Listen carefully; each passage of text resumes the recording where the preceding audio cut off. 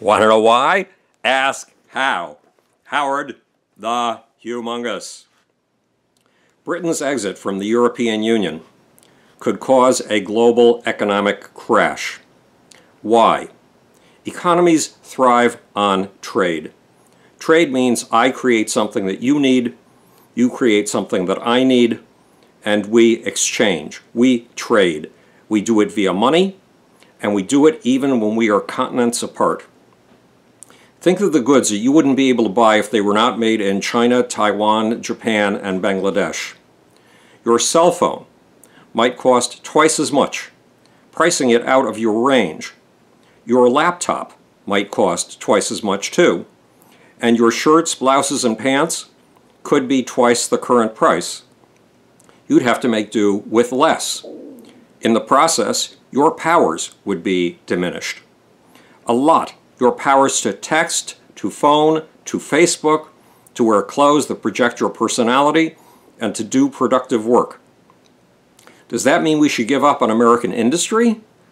Not at all. It means we should invent and expand new industries, which is exactly what we've been doing. We've created Google, Facebook, and LinkedIn, not to mention Tesla and SpaceX. And those industries have thrived in part because of, guess what? Global markets. Trade. Britain is pulling out of the second biggest trade zone in the world, the European Union. Britain is leaving a trade zone with more buyers than there are in the entire United States. Far more. What's more, Britain is pulling away from the market that buys more British goods than any other market in the world. In the past, the United Kingdom has attracted factories and businesses from places like Asia precisely because it is a part of the European Union and because goods manufactured in the United Kingdom can be sold without tariffs all over Europe. For example, in 1989, Toyota invested $2.2 billion and built two factories, one in England and one in Wales. Those factories employ 3,400 people. The possibility of using factories in England, Wales, and Ireland, all parts of the United Kingdom, to sell goods without tariffs to the European Union is about to disappear. And many of the factories built to export goods to the European Union may be forced to relocate to continental Europe, battering, bludgeoning, damaging Britain's economy. In addition, Scotland and Ireland are talking about pulling out of the United Kingdom altogether. They voted to stay with the European Union. That would leave England high and dry, naked and alone. But that's in the future. The fact is that Britain's economy is already damaged by the exit from the European Union. The morning the British voted to leave, the morning they took their vote on the BREXIT and it became clear who was winning, the pound, Britain's currency, went down a startling 10%. The British stock market sank a sickening 8%. German stocks plummeted a shocking 10%. The French stock market plunged a ghastly 7%. Asian stock markets crashed too. For example, the Japanese stock market went down 8%. That's a huge drop. Even the American stock market went down 610 points. That's a mother-whopping drop. Now, usually when there's a crash, money floods into the USA to find a safe haven. But right now, America does not look safe. Why? Because of a fraud and a con man named Donald Trump. A man who can single-handedly crash the American economy and the global economy.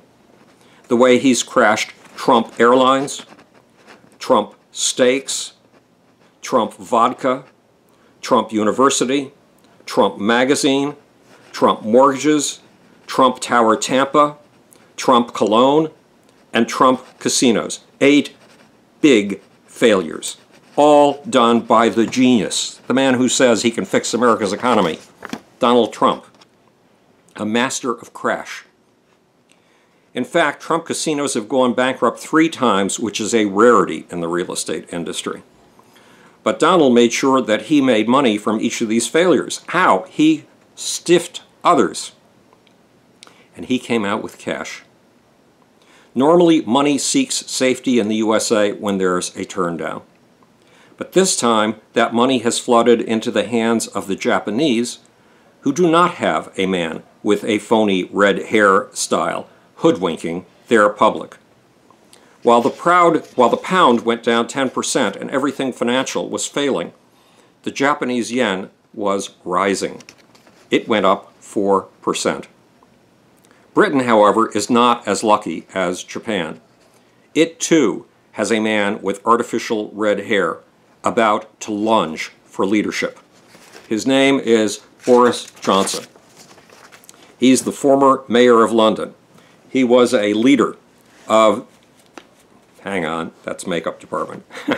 He was a leader of the BREXIT campaign, the campaign to bail Europe out of the European Union. And Boris Johnson, too, may prove to be a con man and a fraud. In fact, he's been called a liar and a copper-bottomed, hypocritical little shit in the pages of the British newspaper The Guardian. Why has the British population chosen to pull the plug on its relationship with the EU? Fear of immigrants has a lot to do with it. Specifically, fear of the 1 million Muslim immigrants who have flooded into the European Union in the last year. Is that fear justified? In my opinion, hell yes. What would happen if there were almost 50 million Europeans in the Muslim Middle East? That's the number of Muslims in Europe today. What would happen if that 50 million were spread throughout Egypt, Saudi Arabia, Iran, and Iraq? What would happen if new European immigrants arrived in the Muslim nations at the rate of 1 million a year? And what would happen if many of those Europeans were determined to change the Muslim social structure and replace Muslim governments with secular democracies?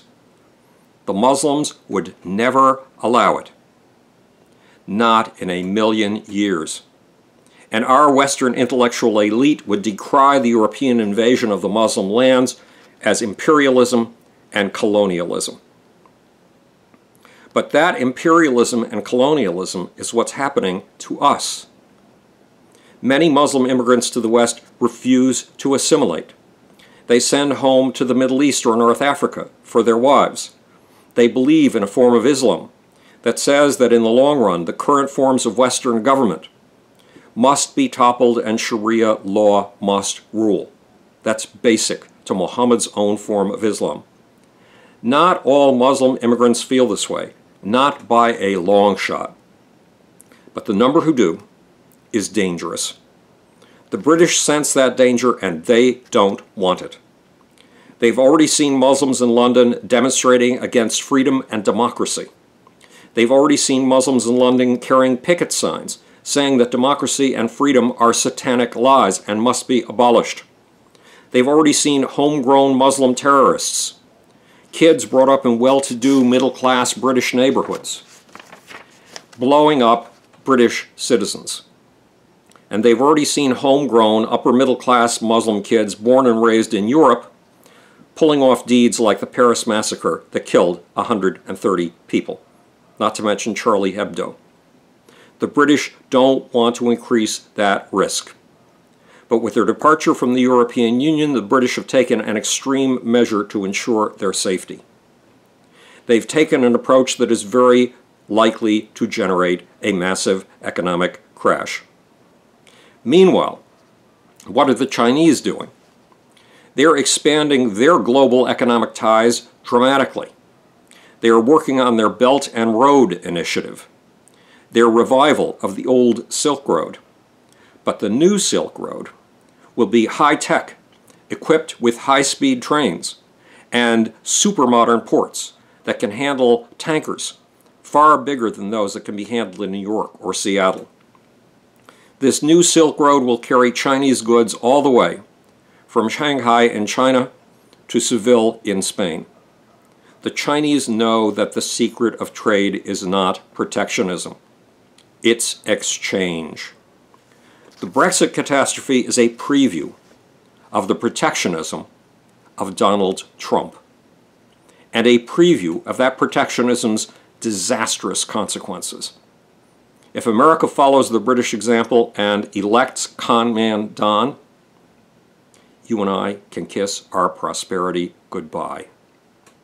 And we can say hello to a brand new era if we elect the Donald. An era of a new protectionism that puts China on the economic top and makes us a second-rate country. Let's just call it the era of the Trump catastrophe, the era of the Trump tragedy. This is Howard the Humongous, speaking to you from the future. It's your job and my job to make. Or, want to know why? Ask how. And now for the off button.